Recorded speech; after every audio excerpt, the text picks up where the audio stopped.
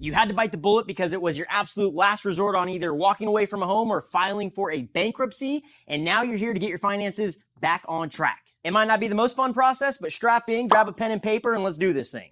Shawn Malkou's the name, and I'm going to show you today how you can build back your credit after doing some of the absolute worst things possible for it, and that's whether you filed a Chapter 7 or a Chapter 13 BK or had a foreclosure on a piece of property. Now, you need to understand that a BK or a foreclosure will stay on your credit report for 7 to 10 years, and there's nothing you can do about that. So embrace that sucker, and let's move forward on actually building your score from there. So many people get caught up on trying to remove it from your credit report when in reality, you're just not going to be able to. It's extremely, extremely hard to do that. However, what you can control or what you can get rid of on your credit report is any of the inaccurate data that is reporting. After a bankruptcy or a foreclosure, there are so many inaccuracies. In fact, actually 29% of credit reports from someone with a bankruptcy actually has inaccurate information reporting on their report. You'd be surprised at how many errors we actually see on credit reports. So number one thing, if you haven't already done it, is get yourself a copy of your actual credit report as it stands right now. And you can do that for free, all right? Go to annualcreditreport.com. You can get yourself a free credit report on there once a year. So grab yourself a copy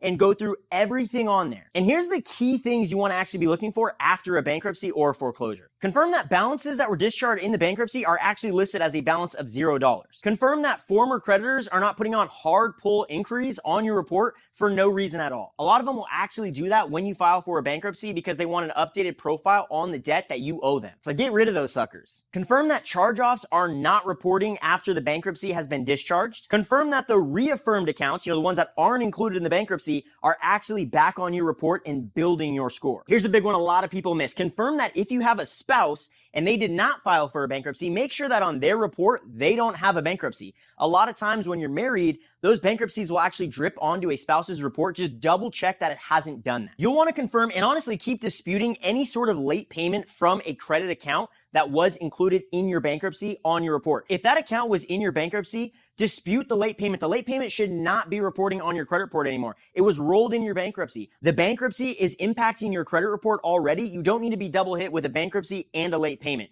The bankruptcy should sort all that out and you shouldn't be hit twice for it. And then lastly, the most common one that gets wrong, whether you filed a bankruptcy or not, is actually just confirming that the personal information at the bottom of your report is actually correct. Anything like name, aliases, old addresses, things like that. Clean up all that junk. Those little line items getting removed will actually improve your score. And most importantly, with all of these, you need to make sure that all of this information is reporting accurately with all 3 bureaus, not just one of them. So double check Equifax, Experian, and TransUnion that everything is reporting accurately, because a lot of bureaus will actually have misinformation, and one of them might be reporting accurately when another one is not. And you need to make sure that they're all cohesive to give yourself the best opportunity at improving your score. Now, a lot of people always ask me, Shawn, I checked out my credit report and I noticed all these errors. Now what do I do? Well, there's a couple things you can do actually. You can actually call those bureaus directly and say, hey, I have some inaccurate information that we need to dispute and get changed on my report. And they can help you with that. That might take a little bit longer. So what I'd actually recommend is I'm going to leave a link in the description of this video from a platform that I really like to use called ScoreMaster,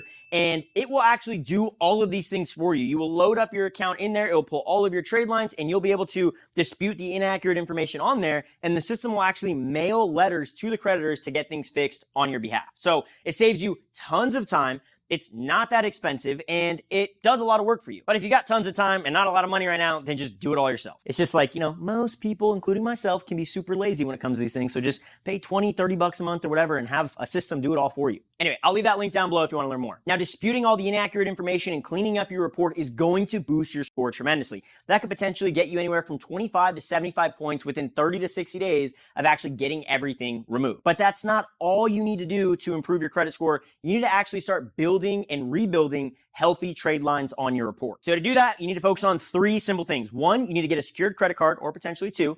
2, you need to get a credit builder loan or some sort of installment loan on there to start making payments to and get that healthy payment history back up. Or the cheat code, just get added as a authorized user on someone else's credit card. I'm going to also leave links in the description to the secured credit cards that I recommend, as well as the credit builder loans that I recommend.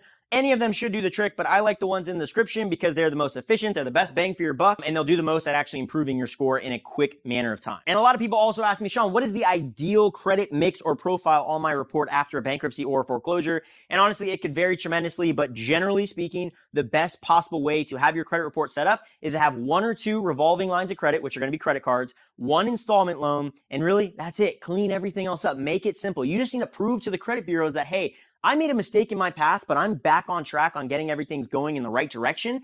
And don't get me wrong, I need to borrow a little bit to build my report, but I'm not trying to go crazy. So you don't need to have 3 or 4 credit cards. You don't need to have multiple installment loans. Keep it simple.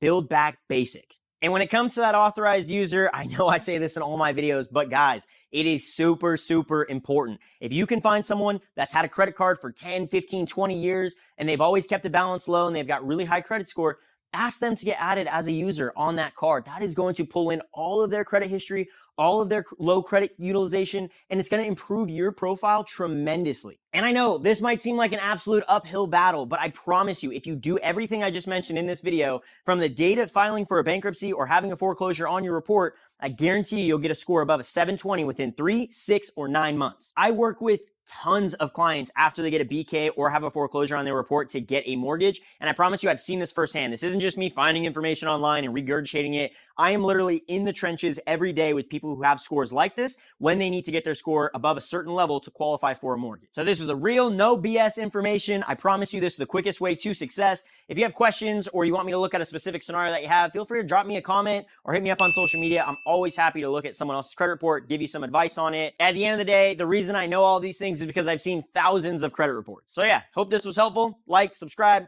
See you in the next one.